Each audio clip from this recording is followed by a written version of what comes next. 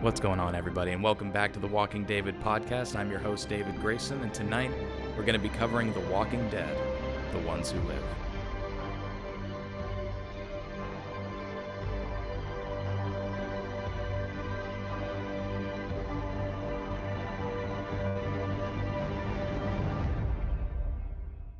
The Ones Who Live, the spinoff that I was looking the most forward to out of all the Walking Dead spinoffs thus far. I didn't really care about Daryl and Negan. I didn't really care about Fear the Walking Dead or Tales of the Walking Dead, and I certainly didn't care about The World Beyond. The Rick and Michonne storyline is the storyline that most people wanted to see concluded, because Rick is the titular character. I mean, The Walking Dead is nothing without Rick Grimes.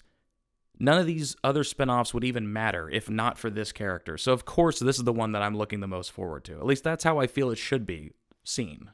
And it looks like they did put a lot of TLC into this show. It looks like they did take a lot of steps to ensure that it was going to be a lot better than some of the spinoffs. They threw a lot more money at it. They had Andrew Lincoln and Denai Guerrera on as producers and co-creators and stuff. I mean, it's a good choice. Originally, there were supposed to be 3 Rick Grimes or Walking Dead movies, and they decided against that. And instead of doing 3 2-hour-long movies, they decided to do 6-hour-long episodes and make a little mini-series out of it, which I honestly think was the smarter move. I think The Walking Dead and the time in which you made this show has lost such a significant amount of its viewership that a lot of people wouldn't even go to see it in theaters. It would be like another bomb, like a bad Marvel movie or something like that, or a bad DC product. Like, people just wouldn't go to see it because of fatigue. Plus, we get the content faster. If it was 3 movies, man, we'd be doing this another 10 years. Another 10 years. And it's already been over 10 years. So it would be way too fucking long. I'm going to give every aspect of the show that I care about between a 1 and a 10 on the grading scale. And let's just dive right in, shall we? Let it be known that this review may contain possible spoilers. So if you haven't seen The Ones Who Live Episode 1, please hold off until you've seen the episode, then come back and join in the discussion, okay? I don't believe in spoiling anything for anybody. So, the storyline. The overall score I'm going to give it is a 7.5. Now, that's mainly just because I don't believe that I have to watch The World Beyond to enjoy this show. And clearly, this show expected me to watch some of The World Beyond, and I took off a point just because of that. So, really, it's an 8.5, but I'm just doing 7.5 to make sure that people realize that there are ramifications for your storytelling faux pas. The acting in this episode. I've said this shit before. Andrew Lincoln is a phenomenal actor, okay? And I cannot imagine anybody else as Rick Grimes. He is to Rick Grimes what Robert Downey Jr. is to Tony Stark. 100%. And my rating of his acting so far, I would give it an 8.5 out of 10. I would even go a little bit higher, but the rest of the storyline and the acting around him kind of brings him down a notch, because if you are a good actor, your performance can be marred by other bad actors in scenes with you. If they're overacting and you're kind of being more subdued, it'll make you look like you're not doing enough. And if you're acting really hard and they're not giving you enough, then it makes you look like you're overacting. It's a fine line to walk. Having said that, Andrew Lincoln walks this tightrope with excellence. He really, really does. He's a regular Dick Grayson on that tightrope. The guy who said that he was training Rick Grimes to be a leader at the CRM, I was intrigued by him. I thought his performance was very unique in his choices, and that's not a bad thing. I mean, at least you get me curious as to what they're going to do with your character. Little did I know that they were going to basically just, Dr. Manhattan him clean out of the show, but that's neither here or there. He was interesting. So good on you. Good on you, guy. I'll look up your name and put a picture of you, but good on you. The guy who played Esteban Garcia, I thought he did a good job for what he had. He came in a little too strong, but in the end, he won me over. So, shout out to you, Esteban. Terry O'Quinn. We didn't get a lot of him in this episode, but he's definitely, once again, intriguing. He's a really great actor. I think this is actually going to be a good character for him. And I'm curious to see his involvement in the rest of these 6 episodes. The gripe I have in terms of the acting, just because she was such a significant part of this episode, is the African woman. I think she's supposed to be South African. Her accent was all over the place. I'm not sure if she's really South African. I highly doubt it, but I think they were just trying to make her more interesting than what her natural voice probably is. It's probably very plain Jane, run-of-the-mill, and this is a way to make her seem interesting or to keep your attention on her like she's different than the rest. And fair play, but it just didn't work for me. It wasn't working for me in this episode, and if she gets out of this show soon, I'm not going to be upset. I'll just put it that way. Is all I have left. But she has time to redeem herself. I mean, maybe she could be a very interesting, integral part of the story, but it remains to be seen. Yeah, I just thought her performance was pretty stale. I mean, she had a couple of moments, but I don't know. It just felt very... She's acting the words, but she's losing track of the emotion. She's not connected to her character. She's just playing another character. And, you know, Andrew Lincoln, since he's in most of the scenes and he is Rick Grimes so ingrained, it comes second nature to him that it makes her look worse by comparison. I'm going to talk a little bit about some of the plot devices, like the narration, the editing, and the aesthetic and things like that. And we're just going to get into those a little bit. Once again, people, spoiler if you're still watching this video, okay? So if you don't want any spoilers about Rick Grimes, please click off and then come back, okay? I did not expect Rick to lose his hand that soon, and in that kind of anticlimactic sort of way. I know that they thought it was very climactic. I thought it was a little underwhelming, especially since the fan base has been talking about it for like a decade. Like if he was going to lose his hand, and they had kind of teased in the main show that he might lose his hand. He almost lost that same hand multiple times, and now he finally did. And they even reused and edited a shot of him. They did this a few times where they reused footage of him from the main show and just airbrushed his face from that footage and put it onto either his body or a stunt actor's body for the show. It could be a way to cut down costs of having to bring Andy in or something like that. Use a body double and do all that. I don't know, but it seemed clear as day to me. So maybe it didn't to other people, but I have more of an eye for those things. But once he lost his hand, I loved the part where he's getting the prosthesis. I love the part where he's training even without the hand. I love the knife that comes out of the prosthetic. I really like that, okay? Because I like something that can kind of not nerf him, but make him seem more real and more human.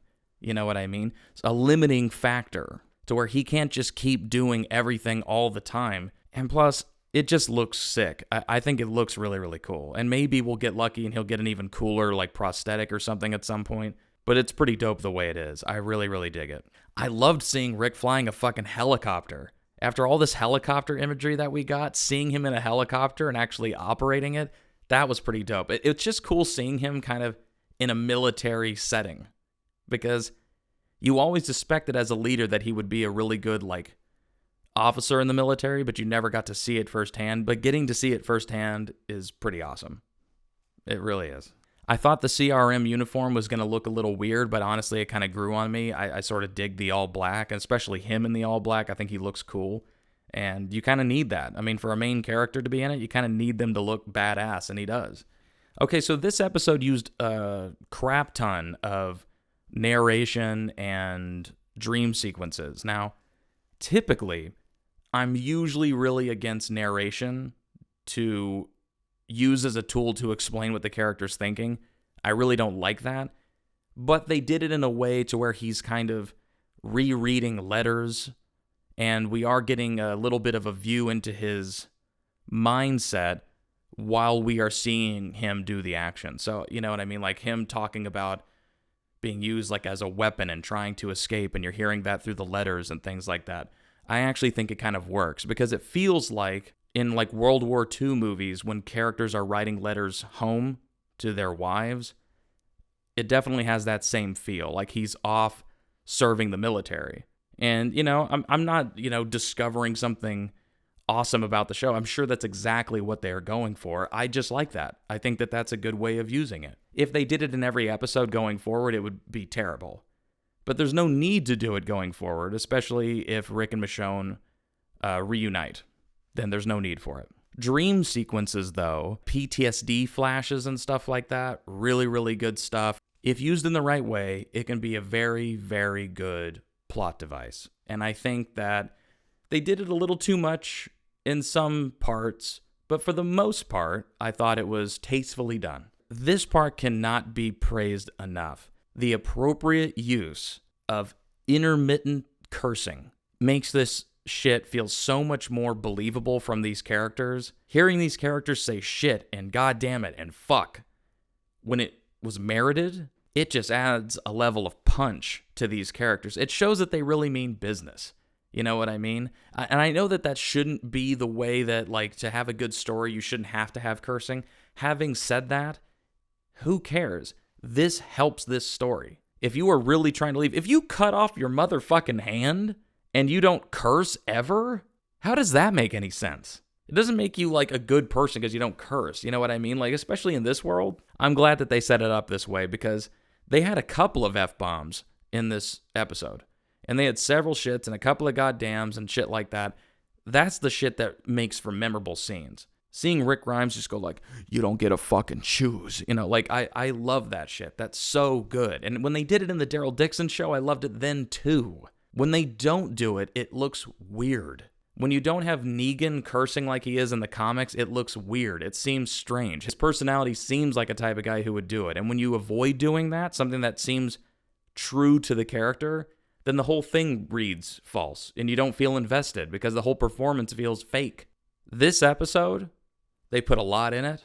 They had a lot they had to get past and to get through just so that we can really start to get into this story. And honestly, I think they did a pretty damn good job of it. Now, I know in the trailer we see some of these weird characters, these like wacky characters that Michonne gets involved with. And I'm not looking forward to that. I'm really not, okay? Because I feel like it's going to take me out of the story and make it seem too fantasized and Wizard of Ozzy. Like, we're all going to Emerald City. Like, I don't want that. If Andrew Lincoln and Denai Guerrera can bring the performances I know that they both are very, very capable of, this could be an awesome fucking miniseries. This really could. I mean, this show had a lot of goodwill going into it, and it still has the goodwill going after this first episode. I really did enjoy it, and I was texting. You guys might actually follow this guy now on YouTube. He goes by Jerry's Takes. Shout out to you, Jerry. You shouted me out. Shout out right back to you. But, you know, like, he really loved this episode, and it said it was like the best thing he had seen Walking Dead related in a long time. I'm inclined to agree with you. This episode, as well as I think it was episode 2 of the Daryl Dixon show, when they show like the fall of France, this shit's good. If the last couple of seasons of the main show were like this, it would have ended on such a higher note. So we're off to a good start. It's not an absolute banger right out of the gate, okay? It's not perfect by any means. But given its history and where we ended things and all these extra little shows that you have to watch and things you need to look for, overall, this is good. I give this show so far a higher rating than the Negan and Daryl show. Negan is at the bottom, Daryl's in the middle, this one's on top right now. And I hope it continues. I really, really do. And Andrew Lincoln, I fucking missed you, dude. It's good to have Rick Grimes back. Because after all, we're the ones who live. Thank you so much for watching The Walking David. I hope you enjoyed this little review/discussion about episode 1 of The Ones Who Live. And don't forget to like, comment, and subscribe. And remember to hit the bell icon so you never miss an upload. Thanks, you guys.